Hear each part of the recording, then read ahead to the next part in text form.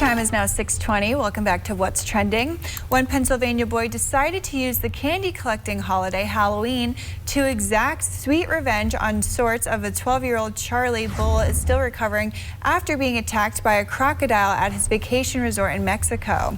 It felt like a metal clamp was squeezing super tight on your leg, is what he said. And while the resort says that they have taken steps to prevent attacks from happening again, Charlie and his friends used the experience for a cathartic candy cash-in on Halloween, crafting a giant crocodile costume for trick-or-treating. It's 16 feet long and it's going to get us a lot of candy. That's so cool, making, you know, a glass half empty into something, but I can't think of the phrase. What is it when you glass half empty, also half into full? Lemonade. Yeah. I have no clue. I don't pay attention to a lot of those phrases. Lemons out of lemonade. He definitely did that, which was awesome because that's so cool that he dressed up as a crocodile, went trick-or-treating with, you know, the impairment that he has now. But that's so cool that he then created something like that and had a fun time with his friends. Yeah, I mean, I know crocodiles and alligators are strong creatures and can rip a limb off very easily, and that can get very dangerous in a hurry. So, and probably scar people for life too, as far as psychologically. So, to be able to do something like that is pretty interesting. If you could dress up as any Halloween creature or any animal for Halloween, what would it be? Oh goodness, I have no clue though, because I'm almost afraid to dress up as animals up here in the Northwoods because well, people if you hunt. had to choose one and it's not hunting season. If it wasn't hunting season.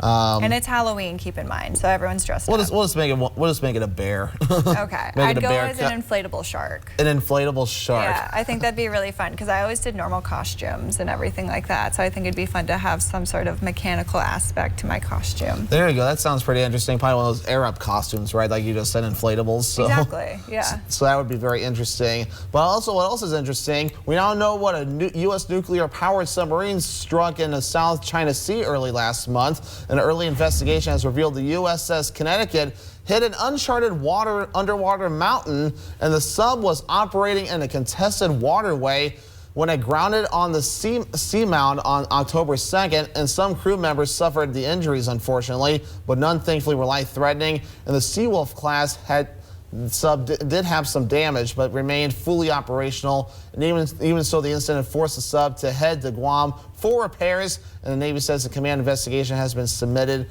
to the commander of the 7th Fleet for his review, and he will then decide if there should be follow-up actions, including accountability.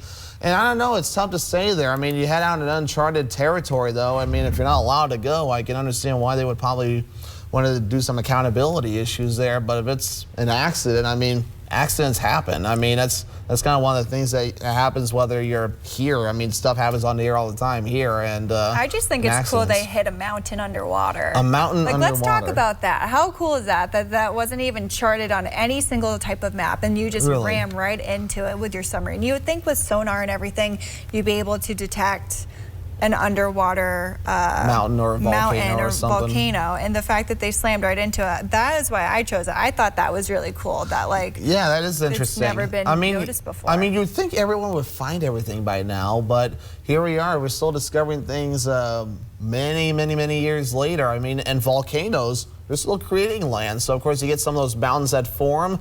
And, of course, that's all the Earth seismic activity that goes on, too. Yeah, but the tectonic plates constantly moving and everything. Because isn't Africa inching towards us like a few inches a year? Something like that. And we're inching like northwest or something like that. Yeah. And then they all say we're supposed to all come back together someday. Pretty cool stuff. Well, I know I'm not ready for this yet, but a Texas bar is also not ready, is giving Mariah Carey's mega Christmas hit the silent treatment. Is it too soon for the Christmas classic? Mariah doesn't think so, but the bar also is in agreement with that. When Mariah Carey sings, someone wants a lot of the song, which is explained by the self-described dive bar in the Dallas, but put up signs on their jukebox that says Mariah Carey fans up in arms. Mariah's Carey, All I Want for Christmas Is You, will be skipped if played before December 1st. After December 1st, the song is only allowed to be played one time a night. Laura Garson, the general manager, said, "I don't hate Mariah Carey and I don't hate Christmas, but the customers played Mariah Carey's mega hit too often and too soon before Christmas, and so the staff is on high alert. But this is plenty of commentators supporting limiting the song to one play per night, noting this needs to apply to all Christmas songs and become a constitutional amendment. I think that's hilarious. The bar manager says it's really just a joke, but it's meant to be funny. I completely agree. My mother, Lauren, she loves Christmas music. She'll start as soon as November hits. I personally only like Christmas music the week of Christmas and on Christmas, and that's it. I don't like it. I don't know what's wrong with me. I'm not a Grinch, but I just don't prefer Christmas music starting now. Like, I think it's way too soon. Yeah, I do think it's too soon as well. I'm usually once you get into Black Friday, usually I'm more into it a little bit. Obviously, I am not decorating. There's some people I know already who have already put their tree and decorations up. I'm like, it's November 1st. Okay, let's so have Thanksgiving first. Here's the thing with that. We love getting our Christmas tree right after Thanksgiving. I do love doing that. I'm just not ready for the Christmas music, but I do love Mariah Carey's song, All I Want for Christmas Is You, because you can jam out to it so hard in the car. I mean, yeah, you can though. I mean, honestly, I do feel that song I don't think it's a bad song. I just think it's overplayed and yeah, just too used to, it's just played too much, but, and which can cause issues like that. So pretty interesting there.